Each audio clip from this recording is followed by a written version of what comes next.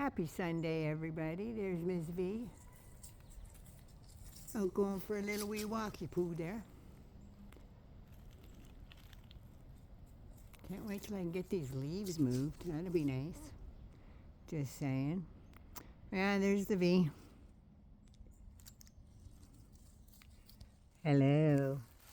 How you doing? I'm doing okay. Ooh, well, maybe not so good on the feet, I'm just saying. So, what's the secret? That's what I want to know, and that's what everybody else wants to know. We all have our suspicions what the secret is, right? That they're not going to tell till after the election. And it's either one of two things in my book. If it's going to be after the election and he loses, it's going to be how to keep him in office or get him in office and get Joe Biden out. And they're doing everything they can now. It's already the election's rigged, the election's rigged. Remember back in 2016, he started that about 6 months before the election? Oh, I'll only accept it if it's a free and fair election. Well, it was a free and fair election. And he won. You didn't hear it being rigged then, did you? Then along comes 2020. Oh, the election's going to be rigged. The only way I can lose is if they rig it. Because nobody loses because they lost, according to him. He lost because people were fed up. They were fed up with the rhetoric. They were fed up with him not doing nothing or doing anything. A little better. And they were fed up about all the stuff that was coming out. January 6th happened. People were like, no. So this time, he's doing the same thing. Only he knows he's going to lose. He knows he's going to lose. When that poll, especially when that poll came out, I don't know if it was last night or this morning about Iowa, has her like 6 points up in Iowa. Him saying she didn't get any delegates. Excuse me? She may not have had to been there. Joe did all that stuff, but, and he was president, so it's not like he had to go. But, yeah. It's going to be, the election's rigged, and they've already started purging roll 1,600 in Virginia. Oddly enough, none of their names were Smith. More on that later. But, so back to this secret. He's already got folks in place. Said in one state there's like 260 people that are signed up to watch the polls. What they can do, watch them do everything they did in 2020 and have a recount and give Kamala Harris more votes than they already thought because they had to do a recount? Is that what he's talking about? And now, the other thing is, if he wins, Mini Mike, I've got no Johnson because Trump took it away from me. He, if they win, has already said the quiet parts out loud because somebody was secretly filming him at one of his little pep talks there he gives backstage at an event. And he said, within the first hour, I believe he said, was it's going to axe regulations. You know what regulations do, right? They keep everybody safe. If regulations hadn't have been rolled back by Trump, East Palestine wouldn't have happened. Those train tracks, those parts on those trains, the people of Palestine wouldn't be suffering. Because of rollbacks by the Mango Moose Knuckle. So it's one of those two scenarios. And it's the same one he's peddled all three elections that he ran in. If I don't win, it's going to be rigged. If I don't win, it's the Democrats that cheated. Because it couldn't be, if I don't win, it's because people can't stand listening to me. People don't want to hear my rhetoric. Couldn't be that, could it? Of course not. Couldn't be that. So, we have that going on for him. What else has he got? Nothing. He's got nothing. So everybody's going on, he's going out there spreading that lie that Biden said that all his supporters were garbage. Biden never said that, and he wouldn't say that. What he said was, the only garbage I see floating around is from his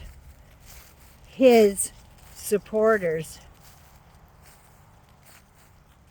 And his supporter he had a stutter, and the supporter he was talking about was Tony Hinchcliffe.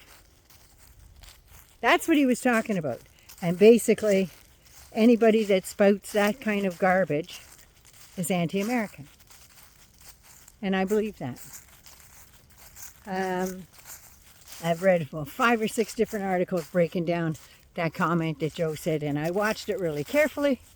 So I believe that's what he was talking about. Not all his supporters. His supporters' comment. Yes, his supporters' comment is what he said was un-American. That was garbage. And it was pure trash. But in the same token, like I said before, they knew who they were getting when they asked him to open the show. They know who he was. The only thing is, I don't think Tony Hinchcliffe's funny. He's got some good comedians that come on, kill Tony. I've seen those. A friend of mine, Aaron Bellil, was on. He's a Canadian comic. He's a silent comic. It's pretty good. You should check him out. It's pretty funny. But, yeah. Look at any of his roasts. If you like that kind of humor, fine. That's fine. But it's not for a political humor to have somebody in charge of a country that's going to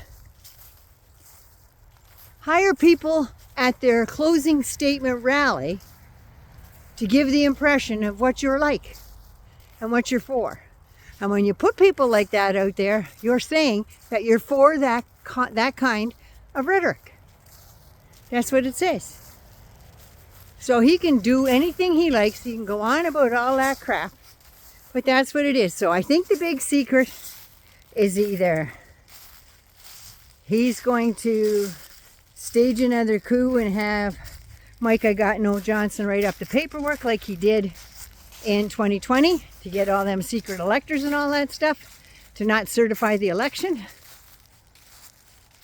And blame the Democrats for rigging it. Don't forget, if he doesn't win, it's the women's fault. And if he doesn't win, it's the Jews' fault. And if the Jews vote for Democrats, they need their head examined. And why don't women like me? Because you're a rapey, mangy bastard. That's why women don't like you and don't trust you. Think about it. Think about it. And those that say, well, I don't like his rhetoric, I like his policies, pick one. And don't go to the economy, folks, because he did nothing for your economy. Did nothing. Gave all his rich buddies breaks, though. And I had a fella on here telling me that I was spouting lies and quit lying to the people. And what business do I have talking about any of this? It's not my country. Well, Mr. Willow, Jay Willow, whoever the hell you are, got news for you. It's as much my country as it is yours. I have a ton of family in the United States of America, all kinds of retired military friends that have retired in the States. And the United States is directly attached to our border. We are each other's largest trading partners. And Trump screwed Canada really bad by tariffs and stuff. And we're hoping that Kamala Harris will back that the hell back, because it's up in 2026, I believe. So nothing Biden could have done about it. Otherwise, I know he probably would have. So that's what I have to do. Stick my nose in your election. Maybe some of it is selfish, because whatever happens in America has a direct result on what's going to happen here in Canada. Hence, we weren't going to have an election until in the fall of next year. But now, because of all this rhetoric with that sleazy little conservative F-U-C-K Pierre Poilievre and spouting all the same stuff Trump is, he's pushed that to the forefront. And he's got people nervous in all the parties. Jagmeet Singh and Trump have kind of had a falling out. Yeah, it's a big shit fest no matter which way you look at it. So anyway, you tell me what you think his secret is. You tell me.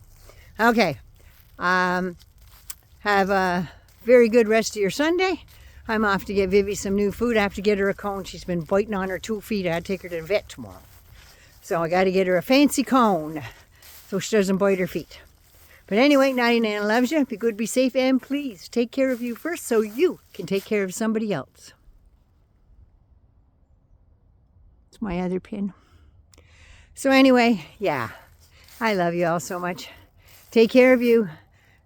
Get Vivi in the house, and I have to go get her some food. Mwah. I love you so much. I really do.